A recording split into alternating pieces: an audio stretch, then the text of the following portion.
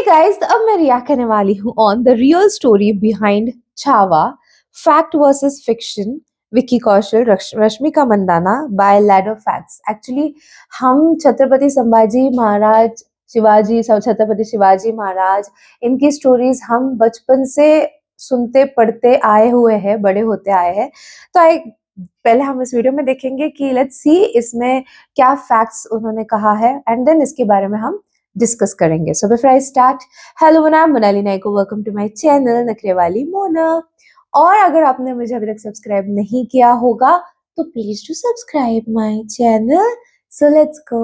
छावा देखकर थिएटर से आए हैं। सच में आखिर के वो जो 20 मिनट इस फिल्म के थे वो इतने सारे इमोशंस एक साथ लाते हैं जिसे शब्दों में बता पाना मुश्किल है। अगर कोई पूछे कि इंडियाज नेक्स्ट सुपरस्टार में ट्रांजिशन होते आप किस एक्टर को देख पाते हो तो आंख बंद करके विक्की कौशल का नाम ले लेना। हाथी घोड़े बांध के तैयारी तो तेरी भारी है, जंजीरों में जकड़ा राजा मेरा, फिर भी सब पे भारी है। 2025 में अब तक बॉलीवुड के खेतों में ऐसा सूखा पड़ा हुआ था कि उसे अजय देवगन की आजाद की फर्टिलाइजर, शाहिद की देवा का खाद और अक्षय कुमार की स्काई फोर्स का पानी और कंगना की इमरजेंसी वाली जवानी, सॉरी इसको इंक्लूड नहीं करना था। मेरा मतलब बड़े बड़े महारथी की गति भी इतनी धीमी हो गई थी कि कोई भी वर्ल्ड वाइड ग्रॉस में 50 करोड़ नहीं दे पा रहा था। तभी मैडक सिनेमा की तरफ से विक्की कौशल की छावा बॉक्स ऑफिस पर ऐसा धावा बोलती है कि ये फिल्म विक्की कौशल की अब तक की बिगेस्ट ओपनर बनती है। साथ ही साथ वैलेंटाइन वीक पर लौंडे सख्ती से गर्लफ्रेंड के साथ यो जाने के बजाय थिएटर में हर हर महादेव कहते नजर आते हैं। छत्रपति शिवाजी महाराज की जय। हर महादेव बार बार निकल रहा था जब अंदर बैठे थे, गूज़बम्स आ गए। इस फिल्म में अनलाइक अदर बॉलीवुड पीरियोडिक फिल्मों की तरह ज्यादा छेड़छाड़ ना करते हुए छत्रपति संभाजी महाराज की मर्यादा और सम्मान को ध्यान में रखकर फिल्म में काफी सारी चीजें दिखाई जाती है। लेकिन फिर भी मेकर्स एक दो जगह नहीं, मतलब काफी सारे ऐसे जगह पर चूक जाते हैं जिसकी वजह से बनते बनते कहीं ना कहीं बात बिगड़ जाती है और ये फिल्म चाह कर भी तानाजी वाला इम्पैक्ट नहीं क्रिएट कर पाती। छत्रपति संभाजी महाराज की कहानी की वीर गाथा सुनने से ही आंसू आ जाते हैं, लेकिन इस फिल्म को देखने के बाद भी काफी लोग कनेक्ट नहीं कर पाते। इसके अलावा छावा एक अधूरी फिल्म क्यों है, और जैसा कि फिल्म में दिखाया गया है उसके अपोजिट विकिपीडिया पे छत्रपति संभाजी महाराज के चरित्र के बारे में कुछ ऐसी बातें बताई गई है जिसे जानकर आपका भी खून खौल उठेगा। मैं मानता हूँ कि तबीयत डाउन होने की वजह से इस वीडियो में थोड़ी देरी हो गई है, लेकिन असली इतिहास और फिल्म से रिलेटेड कुछ ऐसी बातें खोज कर लाया हूँ। जैसे कि औरंगजेब जब एक क्रूएल राजा था तो उसे कुछ लोग रहमत उल्लाह उल सलेह क्यों कहते हैं, और क्या सच में संभाजी महाराज ने अपने ही सौतेली माँ को बंदी बना लिया था, और सबसे बड़ी बात क्या संभाजी महाराज को धोखे से पकड़ा गया था, और क्यों छावा मूवी का सीक्वल आना जरूरी है। सो आई कैन गारंटी यू कि छावा की इससे डिटेल वीडियो शायद ही कहीं आपको और मिले। और इस हिस्ट्री वर्सेस रियलिटी वाली वीडियो के लिए हमने आपसे जब शॉर्ट्स पे पूछा तो 24 आवर्स में ही उस पर 300+ कमेंट्स भी आ गए। तो सच्चाई और छलावा करते हैं एक बार फिर से विश्लेषण। तब तक आप हर हर महादेव टाइप कर दो तो इंक्रीज आवर मोटिवेशन। तो वीडियो को हमने 3 पार्ट्स में सेग्रीगेट किया है। First, actual plots and real truth presented in movie. Second, digging out the real history which is not shown in the movie. And third, how entire Mughal empire was devastated after Sambhaji Maharaj. तो देखो, historical या periodic फिल्मों में अक्सर चीजों को exaggerate करना, मसाला add करने के लिए फिक्शनल कैरेक्टर्स को ऐड करना, लव स्टोरी घुसा देना, ये सारी चीजें होते आई है। लेकिन बात करें छावा की तो ये फिल्म थोड़ी सी भी लिबर्टी ना लेते हुए हिस्ट्री से बिल्कुल भी छेड़छाड़ नहीं करती। फिल्म की रिलीज से पहले छत्रपति शिवाजी महाराज के शब्दों में हेर फेर करने के एलिगेशन लगे थे, जहाँ उन्होंने कहा था कि हे हिंदवी स्वराज्य भावे श्रीचिन चिच्छा। वही ट्रेलर से हिंदवी वर्ड को हटा देने से काफी हंगामा हुआ था। लेकिन अगर आप फिल्म देखोगे तो मेकर्स ने इतिहास से छेड़छाड़ ना करते हुए एग्जैक्टली वही वाक्य दो बार ऐड कराया है। अब देखो, हिस्ट्री से छेड़छाड़ करने का दुष्परिणाम ये होता है कि आने वाली जनरेशन मैनिपुलेटेड हिस्ट्री को ही सच मान लेती है, जैसा कि रामायण के साथ भी होता है। मलेशिया वालों की एक अपनी अलग ही रामायण है, इंडिया में भी जगह जगह पे अलग वर्जन देखने को मिलता है, और लोग अपने इच्छा अनुसार उसमें चीजें ऐड और डिलीट करते जाते हैं। और बाद में कुछ निर्लज लोग सवाल उठाते हैं कि क्या श्री राम मांस खाते थे, इसलिए इतिहास से छेड़छाड़ करना एक बहुत बड़ा क्राइम माना जाता है। ऐसे में ये फिल्म छत्रपति संभाजी महाराज को बहुत ही सही तरीके से दिखाती है कि कैसे वो अपने पिता और पूरे मराठा स्वराज्य के लिए खुद का बलिदान देने तक से नहीं चूकते। फिल्म का सबसे बेस्ट पार्ट जो मुझे लगा वो था औरंगजेब के बेटे मोहम्मद अकबर को ज्यादा बढ़ा चढ़ा के ना दिखाना, जैसे कि बाकी बॉलीवुड फिल्में करते आई है। लेकिन इस फिल्म में उसे एज अ सपूला ही दिखाया गया है। औरंगजेब को 7-8 फीट का ना दिखाते हुए बिल्कुल ही सही तरीके से दिखाया गया है, और ये भी दिखाया गया है कि कैसे संभाजी महाराज ने उसकी नाक में दम कर दिया था। विक्की कौशल ने एक एक सीन में जान फूका है, फिर चाहे वो अभिमन्यु की तरह चौकट उठा के सैकड़ों लोगों से भिड़ जाना हो, रणनीति बनाकर दुश्मनों पे अलग अलग जगह से अलग अलग तरीके से गुरिल्ला वॉरफेयर की तरह अटैक करना करना हो। और येसुबाई के कैरेक्टर में रश्मिका से मुझे कुछ खास एक्सपेक्टेशन नहीं थी, लेकिन उन्होंने भी काफी बढ़िया काम किया है। और खासकर पहले के लोग जैसे योग साधना से टेलीपैथी से बात कर पाते थे, उसे भी इस फिल्म में अच्छे से दिखाया गया है। लेकिन फिल्म के क्लाइमेक्स में जब छत्रपति संभाजी महाराज और उनके एडवाइजर कवि कलश को जब बंदी बना लिया जाता है, तो दोनों को साथ में पकड़ के जंजीरों से बांध दिया जाता है। तब उनकी जो बातचीत होती है, और जब कवि कलश को रात में मौत की सजा देने से पहले ये बात जानते हुए भी संभाजी महाराज चाह कर भी अपने मित्र और सलाहकार कवि कलश को नहीं बचा पाएंगे, तब संभाजी महाराज जो बातें कहते हैं कि तुम नमक नहीं चंदन हो कवि, तिलक हमारे माथे का, मतलब भाई रोना आ जाता है। फिल्म की सिनेमेटोग्राफी काफी अच्छी है। मराठा दरबार की डिटेलिंग पर काफी अच्छे तरीके से काम किया गया है। फिर चाहे वो तराजू दिखाना हो या फिर मछली, जिसका तात्पर्य मराठाओं का साम्राज्य जमीन और समुद्र दोनों में होने से था। संभाजी महाराज के साथ अपनों का ही विश्वासघात करना, हाथियों से गद्दारों को कुचलवा देना, यानी ये सारी चीजें बिल्कुल हिस्ट्री के अकॉर्डिंग ही दिखाई गई है। अक्षय खन्ना और विनीत कुमार सिंह ने भी भाई एक्स्ट्रा ऑर्डिनरी काम किया है। फिल्म के कुछ सीन्स जो मुझे बिल्कुल ठीक नहीं लगे वो ये है कि जब औरंगजेब संभाजी महाराज को बंदी बना लेता है तो उनके सामने 3 शर्तें रखता है। पहला ये कि मुझे पूरे भारत का बादशाह मान लो, सेकंड मराठाओं का सारा खजाना मुझे दे दो, एंड थर्ड इस्लाम कबूल कर लो। लेकिन इस बात को ना मानते हुए संभाजी महाराज औरंगजेब की दरबार में ही उसकी बेइज्जती कर देते हैं, जिसकी वजह से वो उन्हें 40 दिन तक टॉर्चर करता है। लेकिन फिल्म में इन चीजों को दिखाया ही नहीं गया। फिल्म में सिर्फ इतना दिखाया गया कि वो टॉर्चर करता है, लेकिन किस लिए करता है वो ठीक से नहीं दिखाया गया। अब मेकर्स को सच्चाई दिखाने में किस बात का डर था वो तो मुझे नहीं पता, मैं नहीं बताऊंगा। दूसरी बात यह है कि फिल्म का डायरेक्शन लक्ष्मण उतेकर जी ने किया है, लेकिन इसमें वो कहीं ना कहीं फेल हो गए। ऐसा मैं इसलिए बोल रहा हूँ क्योंकि जिन लोगों को छत्रपति संभाजी महाराज का इतिहास पता था उनका तो चलो ठीक है, लेकिन जिन्हें नहीं पता था उनके ऊपर से काफी सारी चीजें यूं ही निकल जाती है। हाँ, अच्छा, जिनको नहीं पता होगा, फास्ट पेस के चक्कर में थोड़ा सा डायरेक्शन, हाँ, जिनको हिस्ट्री नहीं पता उनके लिए, जैसे कि वो संभाजी महाराज की सौतेली माँ को उनके खिलाफ षड्यंत्र करते दिखाना, काफी लोगों को समझ ही नहीं आता कि वो कौन है, उनका संभाजी महाराज से क्या कनेक्शन है। फिल्म का स्क्रीन प्ले काफी वीक है। और हाँ, छत्रपति शिवाजी महाराज की मृत्यु पे औरंगजेब को स्वेटर बनते हुए ये कहना कि जन्नत के दरवाजे खुले रखना शेर आ रहा है, इस प्रकार की बचकाना बातें किसी के गले नहीं उतरती, लोग मजाक उड़ाते। इस फिल्म के बीजीएम और गाने बिल्कुल ही बकवास हैं। ए.आर. रहमान इज लाइक ऊंची दुकान फीकी पकवान। यही काम अगर बी प्राक, सुखविंदर सिंह या किसी भी अच्छे सिंगर को दिया होता तो मजा ही आ जाता। देखो, ए.आर. रहमान एक अच्छे म्यूजिक कंपोजर हो सकते हैं, लेकिन अच्छे सिंगर मैं नहीं मानता। हाँ, तो अब उन चीजों पर बात कर लेते हैं जिन्हें फिल्म में दिखाया ही नहीं गया।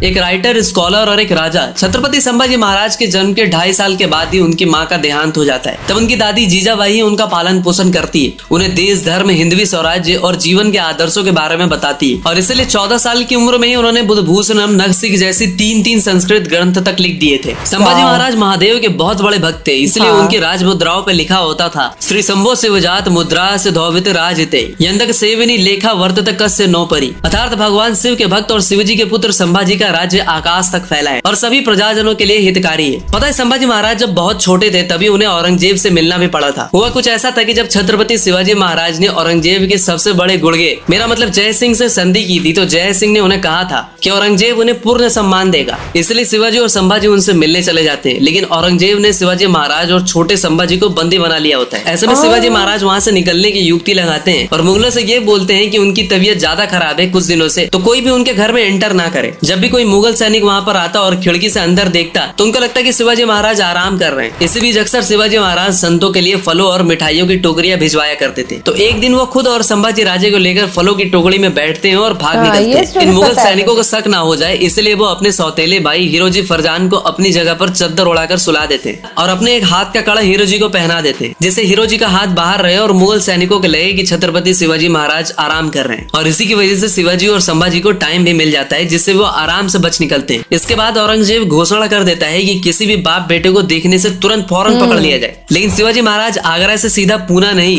बल्कि उत्तर में मथुरा की तरफ चले जाते हैं और संभाजी को मथुरा में कृष्ण जी पंत के यहाँ पे छोड़ देते हैं, जिससे पकड़े जाने का खतरा बिल्कुल ही कम हो जाता है। और बचपन में ही कुछ इस तरह संभाजी महाराज पहले ही अपने सबसे बड़े शत्रु से मिल चुके होते हैं। इसी चीज को फिल्म में अगर थोड़े अच्छे तरीके से दिखाया जाता तो लोग बिल्कुल ही कनेक्ट कर पाते हैं। और संभाजी महाराज के बारे में ऐसी बात भी कही जाती है जिसे सच से ज्यादा मुझे इतिहास मिटाने वालों की करतूत लगती है। जैसे कि जे.एल. मेहता की book advance study in the history of modern India, इस बुक में बताया जाता है कि शिवाजी महाराज संभाजी राजे के खराब व्यवहार और डिसिप्लिन ना होने की वजह से उनसे इतने नाराज हो जाते हैं कि उन्हें पन्हाला किले में कैद कर लेते हैं। लेकिन सच्चाई तो ये है कि छत्रपति संभाजी महाराज को अनुशासन और रणनीति में सबसे उच्च राजा माना जाता है। फिर उस बुक में ऐसा बताया गया है कि 1678 में संभाजी राजे किसी तरह वहां से भाग निकलकर दिलेर खान से जा मिलते हैं और 1 साल के बाद 1679 में वो बीमार शिवाजी महाराज से मिलते हैं। तो छत्रपति शिवाजी महाराज बाद उन्हें माफ कर देते हैं। और वाईजे भावे की book from the death of Shivaji to death of Aurangzeb, इस बुक में बताया जाता है कि छत्रपति शिवाजी महाराज के स्वर्गवास के बाद मराठा एम्पायर के अगले छत्रपति बनने की प्लानिंग की होड़ लग जाती है और इस रेस में सबसे आगे होते हैं संभाजी महाराज के सौतेले भाई और सोयरा बाई के बेटे राजा राम। लेकिन अगले छत्रपति बनने के लिए संभाजी महाराज अपने सौतेली माँ और उनके बेटे राजा राम और राजा राम की पत्नी को कैद कर लेते हैं। मतलब एक ऐसा महान राजा जिसने बचपन से लेकर वीर गति प्राप्त होने तक सिर्फ संघर्ष किया, 120 युद्ध लड़े और सारे के सारे जीते भी,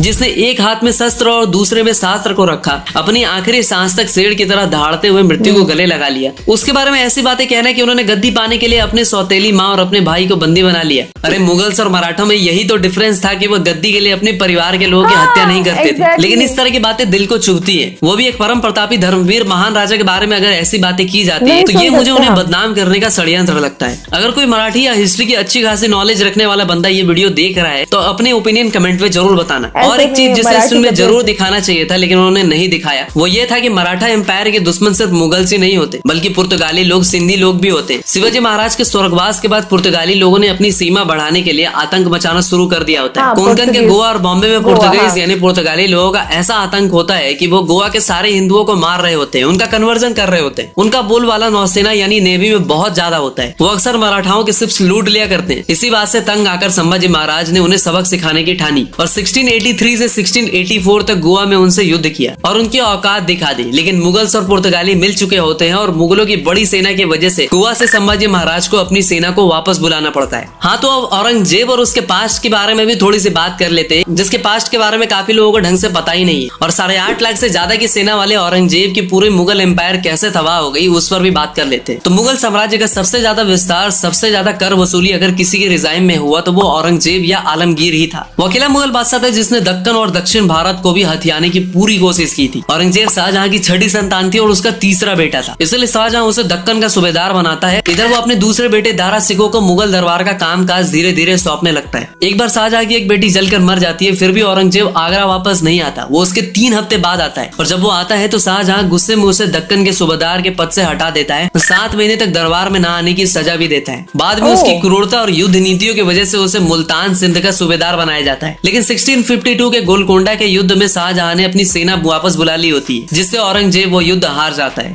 इधर 1657 में औरंगजेब बीमार पड़ जाता है और ऐसा बीमार कि उसके सारे बेटों को लगता है कि अब तो गया है बुड्ढा और मेरे मुगल बादशाह बनने का टाइम आ गया है। तो औरंगजेब यहाँ पर एक बहुत ही खतरनाक कॉन्स्पिरेसी करता है। वो अपने ही भाई मुराद को अपनी तरफ मिला लेता है, क्योंकि उसने मुराद से कहा होता है कि अगर तुम दारा और सुजा को हटाने में मेरी मदद करते हो तो मैं मुगल सल्तनत की गद्दी तुम्हें सौंपकर खुद हज करने चला जाऊंगा। मुराद और औरंगजेब की सेना मिलकर दारा को हरा देते हैं और दारा उत्तर की तरफ भागता है तो उसे एक बलोच सरदार अपने यहाँ शरण देने का वादा करके औरंगजेब को सौंप देता है और औरंगजेब अपने ही भाई दारा सिकोह को मृत्यु दंड की सजा देता है। अपने दूसरे भाई सुजा को वो वर्मा में मार गिराता है और मुराद को अपने ही भाइयों को मारने की सजा देता है और अपने बाप शाहजहां को कैद कर लेता है। शाहजहां कभी भी औरंगजेब को बादशाह नहीं देखना चाहता था, क्योंकि औरंगजेब एक बहुत ही क्रूर और कट्टरपंथी विचारधारा का था। तो वही दारा सिकोह सबको लेकर चलने वाला था, आर्ट और म्यूजिक को भी बढ़ावा देने वाला था। औरंगजेब का बड़ा भाई दारा शिकोह, उसने किताब लिखी मंजुमल बहरीन, मतलब 2 समुद्रों का मिलन।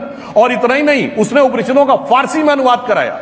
उसका नाम रखा सिर्रे अकबर, वर्ड्स ऑफ गॉड। वहां से वो लैटिन में और वहां से जर्मन में आर्थर शोपेनहावर ने ट्रांसलेट कराया। और उस दारा शिकोह का सर काट के थाली में सजा के जेल में बंद अपने बाप को देने वाला वो गंगा जमनी तहजीब का प्रतीक है और दारा शिकोह नहीं। लेकिन जब औरंगजेब बादशाह बना तो उसने गैर मुस्लिम यानी काफिरों के मंदिर जाने पर जिजिया कर लगा दिया, जिससे विवश होकर वो अपना धर्म परिवर्तन कर ले। 1668 में उसने गाने और संगीत पर भी बैन लगा दिया, चाहे वो हिंदू हो या फिर मुस्लिम। सोमनाथ, बनारस के विश्वनाथ मंदिर, मथुरा के केशव राय मंदिर, उसने इन सारे मंदिरों को तोड़ा। क्रिश्चियन मिशनरीज को बंदी बनाने का आदेश दे दिया। 1656 में उसने 9th सिख गुरु यानी गुरु तेग बहादुर जी का सिर कलम करा दिया, क्योंकि उसने उनसे कहा कि तुम या तो कोई चमत्कार करके दिखाओ या फिर अपना धर्म छोड़ दो। तो उन्होंने दोनों काम करने से इनकार कर दिया, इसीलिए उन्हें भी मार दिया। उसी का बाप शाहजहां ने उसको कहा कि जेल में मैं अकेले रहता हूँ तो कुछ बच्चों को भेज दो, मैं उन्हें कुरान पढ़ा दूंगा। तो औरंगजेब ने अपने ही बाप से कहा कि अभी बादशाह चली गई लेकिन बादशाही करने का जज्बा नहीं गया। शाहजहां को इवन अनाज और पानी भी लिमिटेड दिया जाता था। इसलिए शाहजहां ने फारसी में लिखा कि तुझसे अच्छा तो वो काफिर है जो मरने के बाद भी पितृपक्ष में अपने पूर्वजों को तर्पण देता है। अपने ही बाप शाहजहां से औरंगजेब इसलिए भी चिढ़ता था क्योंकि उसने ताजमहल, लाल किला, जामा मस्जिद जैसे इतने सारे शानदार मॉन्यूमेंट्स बनाए थे और इन सारे भवनों को बनाने में उसने आधे से ज्यादा राज खजाना लुटा दिया था और बाकी खजाना नई राजधानी दिल्ली बनाने में। फिर भी कुछ लोग औरंगजेब को रहमत उल्लाह उल सलेह कहते, कुछ लोग तो ये भी कहते हैं कि वो तो राज खजाने से एक भी पैसे नहीं लेता था। अरे टोपियां बुन बुन के बेचारा अपनी रोजी रोटी चलाता था। भला अगर आपने नोटिस किया हो तो कुछ ऐसा ही फिल्म में भी दिखाया गया था। और आलमगीर बादशाह रहमतुल्लाह अलैह, ये वो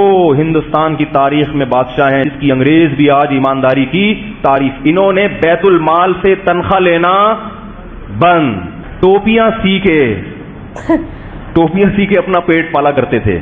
इसलिए कहते हैं कि क्रूर लोग सिर्फ दूसरों के लिए नहीं, समय आने पर अपनों के साथ भी क्रूरता करने में पीछे नहीं हटते। और भाई जो लोग औरंगजेब को एक नेक दिल बादशाह बताते हैं, मैं तो इतना ही कहूंगा कि ऊपर वाला उन्हें भी औरंगजेब जैसा भाई और औरंगजेब जैसा ही बेटा दे। तो देखो संभाजी महाराज की वीर गति को प्राप्त हो जाने के बाद उनके 40 दिनों तक चले टॉर्चर, और कई जगह पर तो ऐसा भी बताया जाता है कि उनके शरीर के टुकड़े टुकड़े करके नदी में फेंक दिया गया था। तो कुछ इतिहासकार ऐसा भी कहते हैं कि उन्हें कुत्तों को खिला दिया गया था। इसी बात से मराठाओं का खून खौल उठता है और वो लगातार बार बार औरंगजेब से युद्ध करते हैं और उसके दक्कन के हथियाने के सपने को कभी पूरा नहीं होने देते। औरंगजेब कभी भी अपने मंसूबे में कामयाब नहीं हो पाता है और इतने साल दक्कन में बिताने की वजह से उसकी पकड़ उत्तर में भी कमजोर पड़ने लगती है और इसीलिए उसके बाद मुगल एम्पायर पूरी तरह से बर्बाद हो जाता है। हाँ तो भाई आई होप कि अभी आपको सारी चीजें समझ में आ गई होगी और संभाजी महाराज के बारे में भी काफी कुछ जानने को मिला होगा। इसलिए संभाजी महाराज के लिए कहते हैं कि देश धर्म पे मिटने वाला शेर शिवा का छावा था, महापराक्रमी परम प्रतापी एक ही शंभू राजा था, एक ही शंभू राजा था। तो मिलते हैं अगली वीडियो में, तब तक के लिए नमः पार्वती पतये हर हर Mahadev. Oh my God, oh my God, मैं आपको सही में बता रही हूँ, अगर आपने अभी तक मूवी नहीं देखी, जब कभी भी मूवी OTT पे आएगी, परमिशन होगा तो मैं सीन रिएक्शन भी करूंगी। तब बहुत से ज्ञानी लोग आके बोलेंगे कि तूने तो पहले मूवी देखी है, फिर सीन रिएक्शन कैसा। तो जो चीज हम फील कर सकते हैं ना, जो भी मतलब जिन लोगों ने हिस्ट्री पढ़ी है, जो लोग वो फील कर सकते हैं ना, उनको 2 बार नहीं हर बार रोना आएगा और हर बार गूज़बम्प फील होगा। मैंने कितने बार Chhatrapati Shivaji Maharaj thug life attitude videos पे मैंने रिएक्ट किया है, उतने बार मेरे को अपने अगर फेस मेरा चेक किया होगा, उतने बार मुझे वो फीलिंग फील हुई है, मुझे गूज़बम्प्स आए, मुझे रोना आया, मैं इमोशनल हो चुकी हूँ जगह जगह पे। And same will happen with this as well. ये एक इमोशन था, ये ऐसा था कि पूरा थिएटर चीख रहा है, हर हर महादेव बोल रहा है। लास्ट के 20 मिनट खतरनाक सन्नाटा था। मेरे बाजू में एक बूढ़ी औरत बैठी थी, वो रो रही थी लिटरली। मैंने एक रील डाला था, छावा मूवी का मिनी व्लॉग है, आप देख सकते हो इंस्टाग्राम पे। तो वहां पे कुछ लोगों ने आके मुझे गालियां डाली।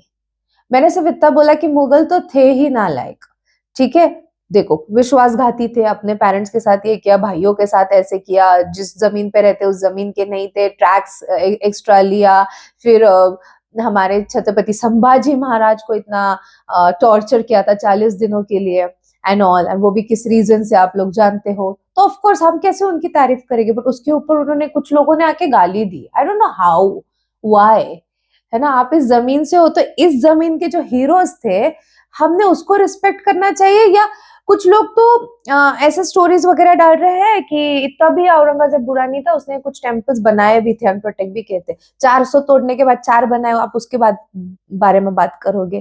तो कितने कुछ लोगों के साथ बात करना, समझाना इज वेस्ट ऑफ टाइम, मुझे ऐसा लगता है। रियल हिस्ट्री को जानो, जो सही लग रहा है उसका साथ दो, जो सही लग रहा है technically as a human being, आपको क्या सही लग रहा है आप उसका साइड दोगे, या फिर अरे नहीं नहीं ये अपने साइड का है तो इसको अपन ये करेंगे, ये इसका है तो इसको ना। टेक्निकली वो गलत था। आप देखोगे छत्रपति संभाजी महाराज कैसे औरतों की रिस्पेक्ट करे मूवी में, कैसे बच्चों की रिस्पेक्ट करे, चाहे वो किसी भी धर्म का हो, चाहे वो कहीं का भी हो। वही ऑन द अदर साइड औरतों की रिस्पेक्ट भी नहीं की गई है मुगलों ने। अत्याचार पूरा, मतलब क्या बोलूं मैं, वो वर्ड्स यूज करते हैं तब यूट्यूब की तरफ से प्रॉब्लमेटिक हो जाता है। औरतों के साथ क्या क्या बुरा हो सकता है, वो सारी चीजें करी उन्होंने। देन यू एक्सपेक्ट कि मुगल के बारे में अच्छा बोलना चाहिए, फिर मुझे आके गाली दे रहे हैं रील पे। डिस्गस्टिंग था वो चीज। तो ये था मेरा रिएक्शन। आप और भी ऐसे वीडियोस देखना चाहते तो प्लीज इस वीडियो को जितना हो सके लाइक करो, कमेंट करो, शेयर करो गाइस। हो सके तो सुपर थैंक्स भी देना, मेरे चैनल की ग्रोथ के लिए हेल्प हो जाती है। बाकी परत नियालेचा